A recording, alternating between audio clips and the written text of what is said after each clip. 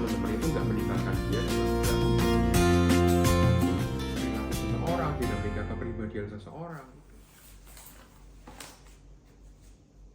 Halo, kita kembali lagi di podcast Tanya Jiwa di season kedua episode ke-13.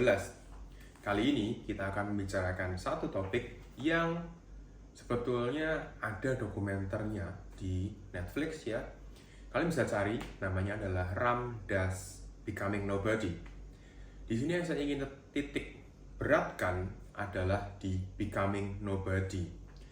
Karena banyak sekali yang datang, banyak sekali yang konsultasi, konseling, dan lain sebagainya. Mereka merasa tidak pernah menjadi dirinya sendiri. Dan tentunya ini kan menjadi masalah buat kedepannya. Dimana selalu ada ekspektasi yang dibebankan kepada orang ini, dan dia tidak bisa memenuhi ekspektasi itu. Dan tentunya itu akan jadi masalah kan ke depannya. Nggak mungkin kalian akan biarkan saja dan kalian akan merasa nggak apa-apa gitu. Semakin kalian bilang itu nggak apa-apa, semakin beban yang tersimpan ada di dalam diri kalian. Nah, makanya itu saya ingin menjelaskan beberapa poin yang saya dapatkan di dokumenter ini, yaitu Ram Dass Becoming Nobody. Ini penjelasan subjektif dari saya, dari pandangan psikologi. Tapi kalau kalian punya pandangan yang berbeda, monggo, silahkan, nggak apa-apa.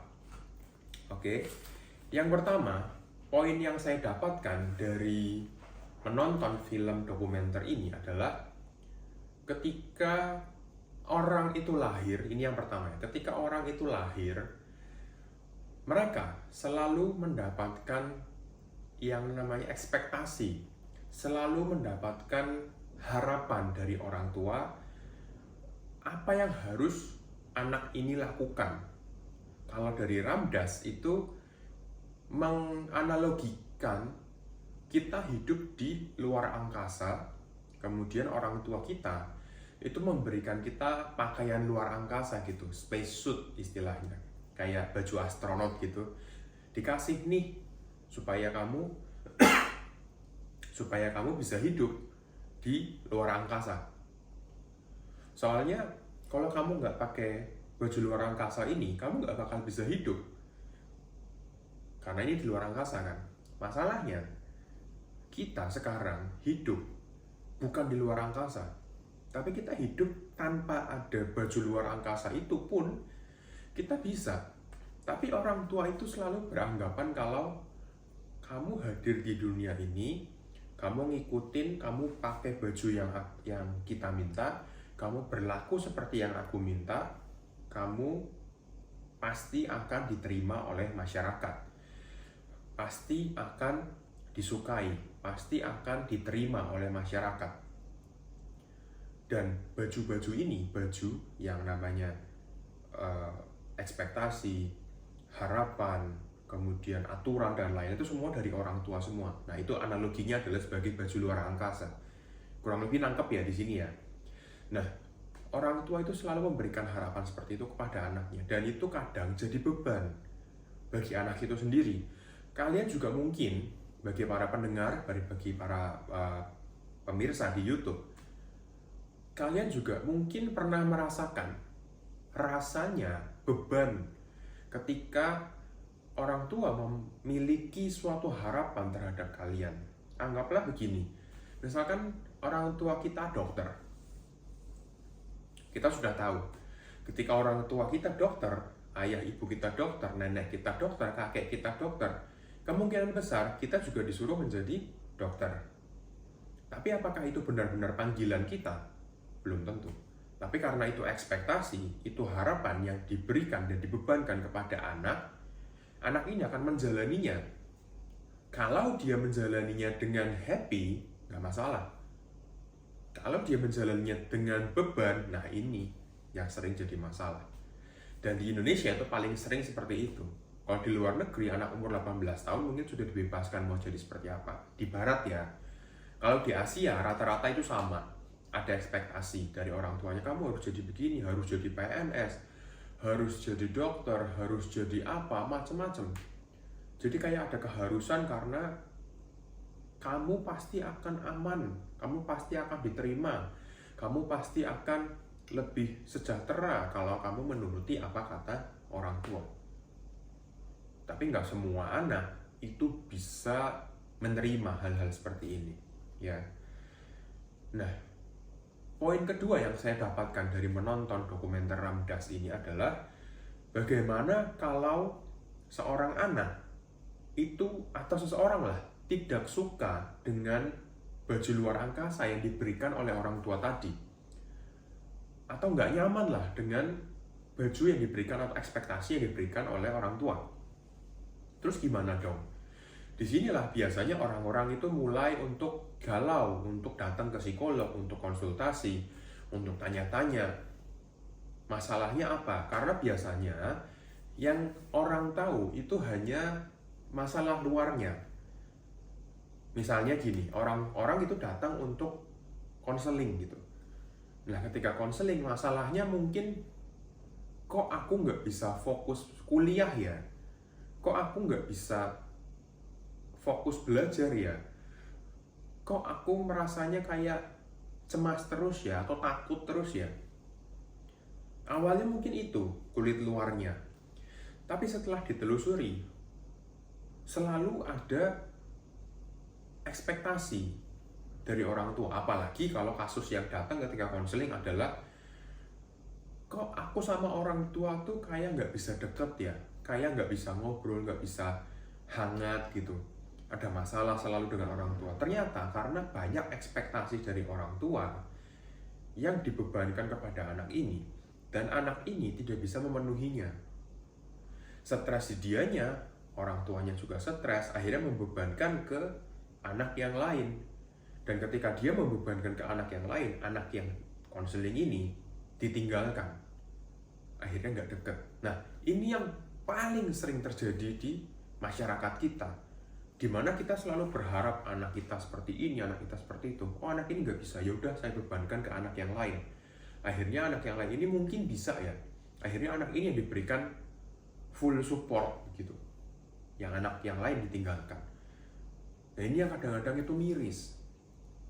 Padahal sama-sama anak, tapi perlakuannya berbeda. Orang tua selalu berpendapat, kebanyakan ya, nggak semuanya sih, enggak kok, aku udah sama memperlakukan semua anak. Tapi kejadian seperti ini itu nggak cuma 1-2, banyak sekali ya.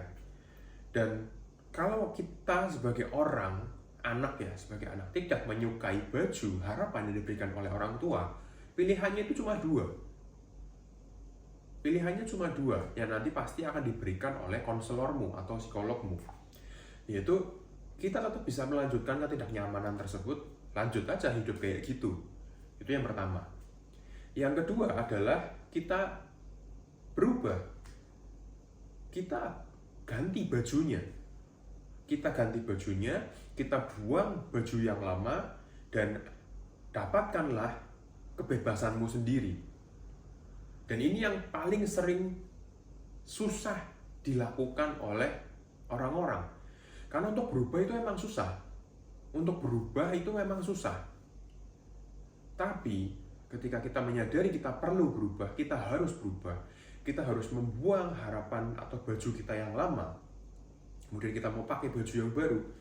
Saya yakin banget 100% kamu akan menjalani hidup dengan lebih nyaman. Pasti 100% itu saya jamin.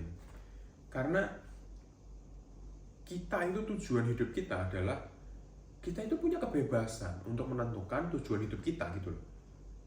Bukan karena didikte oleh orang lain. Oke?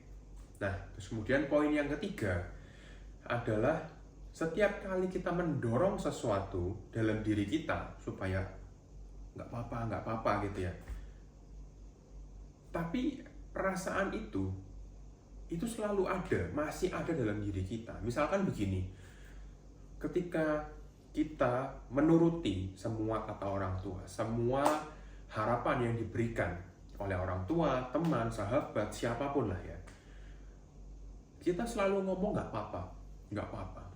Padahal nggak sesuai dengan diri kita kan, nggak sesuai, padahal kita nggak suka gitu. Kita selalu ngomong nggak apa-apa lah, udah jalani aja. Tapi perasaan kecewa, perasaan nggak bisa bebas, terkekang, perasaan negatif, kita merasa sedih, merasa nggak punya tujuan, itu tuh masih ada loh dalam diri kita dan kesimpan terus di sini. Suatu ketika pas kita sudah bisa berpikir dengan jernih, baru kita bisa sadar, kok bisa ya kayak gini, kok bisa ya kayak gitu. Ya bisa, karena kita tidak mengeluarkan, kita tidak meluapkan apa yang kita inginkan seharusnya gitu loh.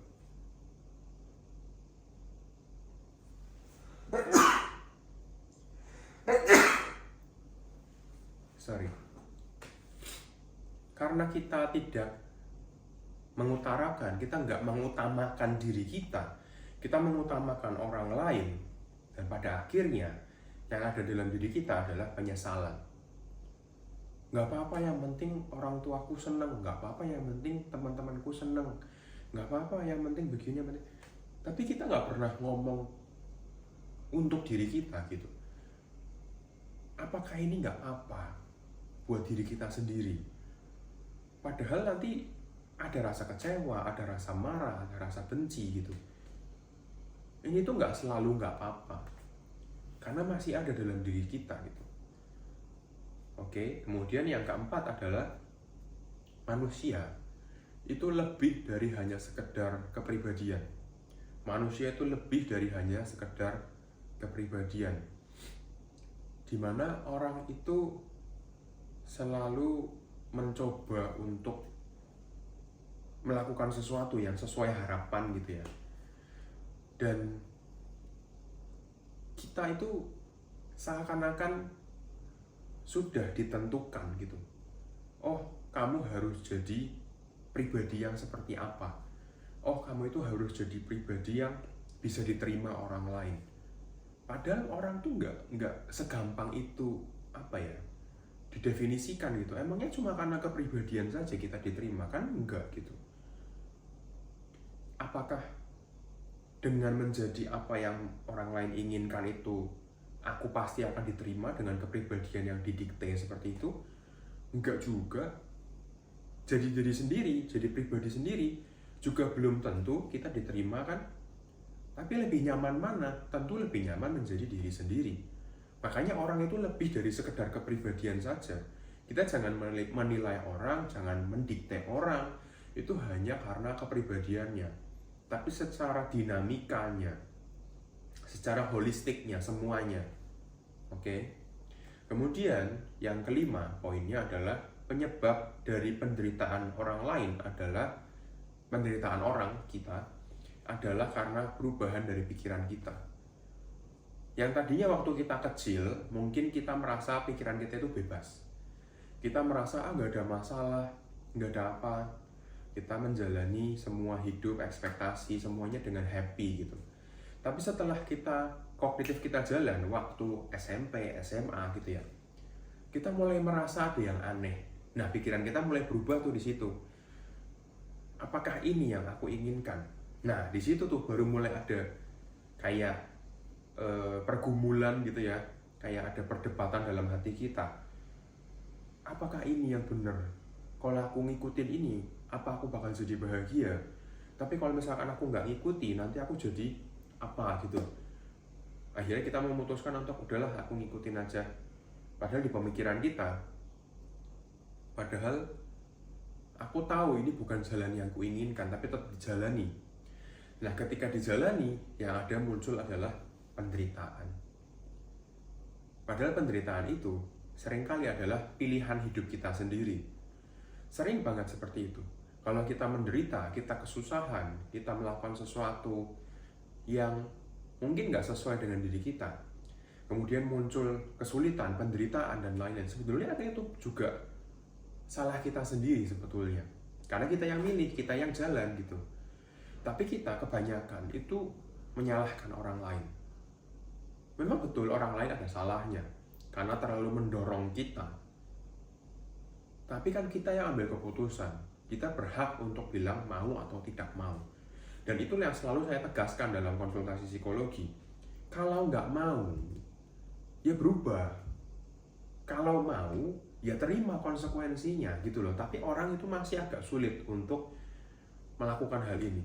Dan ini sebenarnya gampang, sangat gampang, karena yang bisa kita kendalikan adalah diri kita sendiri, bukan orang lain gitu loh. Kemudian yang terakhir poinnya adalah menjadi manusia itu kurang dari sempurna. Kita nggak akan bisa sempurna 100%. Kita nggak akan bisa diterima oleh 100% orang yang kenal sama kita. Kita nggak akan bisa menyenangkan orang 100%. Kalau sudah tahu seperti itu, ngapain kita berusaha 100% buat demi mereka, demi ekspektasi mereka? Mendingan kita nggak jadi siapa-siapa, tapi jadi diri kita sendiri. Betul nggak? Kalau kita jadi diri kita sendiri, yang nerima kita 50%, anggaplah gitu ya. Tapi kita jadi yang mereka harapkan, yang nerima kita bisa 50%, bisa kurang malah. Bisa lebih juga. Tapi kita juga mikir, lah kalau aku jadi diri sendiri juga, yang terima aku juga bisa lebih dari 50%. Pada ujungnya itu sama aja. Tapi lebih nyaman mana? Tentunya lebih nyaman jadi diri sendiri lah. Tapi kita sulit untuk menjadi orang yang sesuai dengan apa yang kita mau, karena kadang-kadang kita sendiri juga nggak tahu apa yang kita mau, karena kita terlalu sibuk menjalani hidup kita menjadi yang orang lain inginkan. Kita jadi lupa sama diri kita sendiri. Nah, ini saya ingatkan kembali untuk kalian semua ya. Kalau kalian ingin jadi diri sendiri, temukanlah diri kalian sendiri dulu. Apa sih yang paling kamu suka? Apa sih yang paling kamu harapkan? Apa sih yang paling kamu ingin lakukan? Pekerjaan apa yang paling kamu sukai?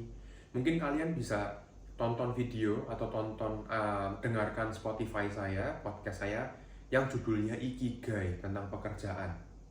Itu akan sangat membantu.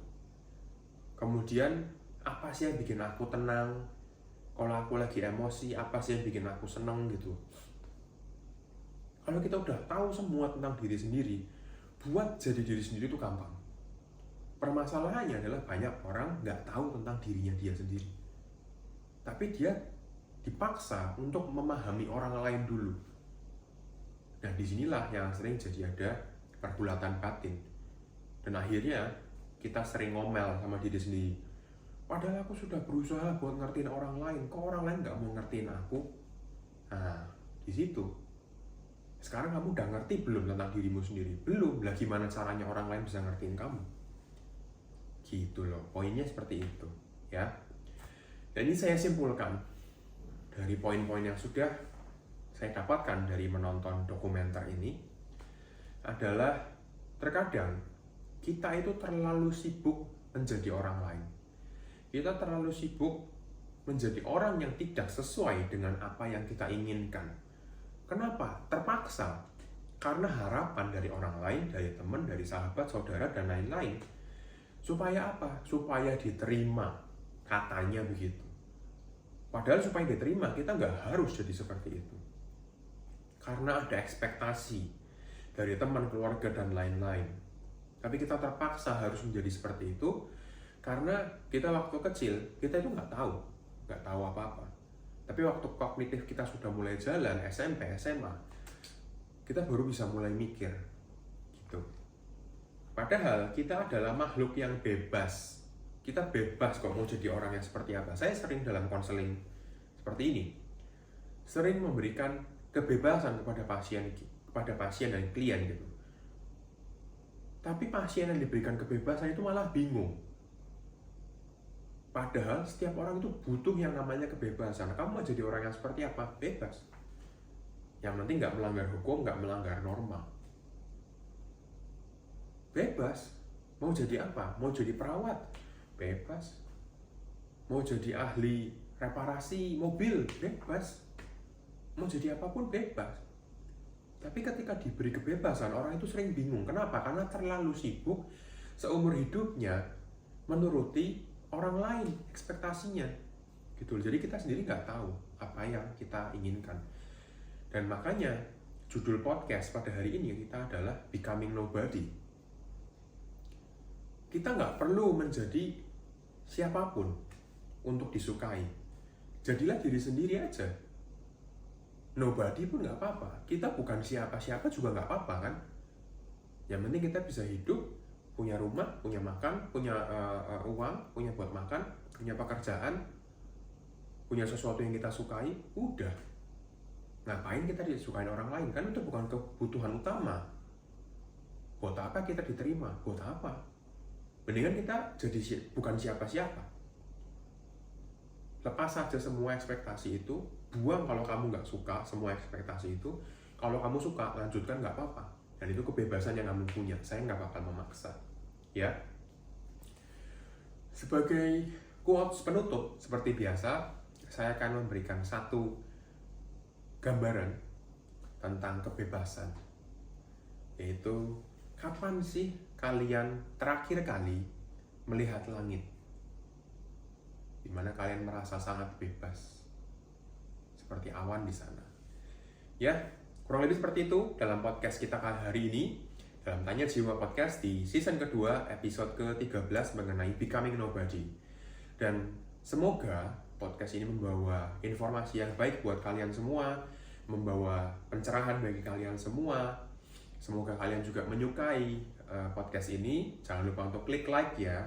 Dan jangan lupa untuk subscribe, karena banyak banget ternyata yang nonton video ini nggak subscribe.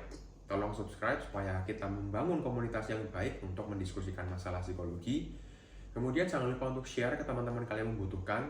Dan jangan lupa komen untuk kalian menanyakan apa, topik apa yang ingin kalian bawa ke podcast ini.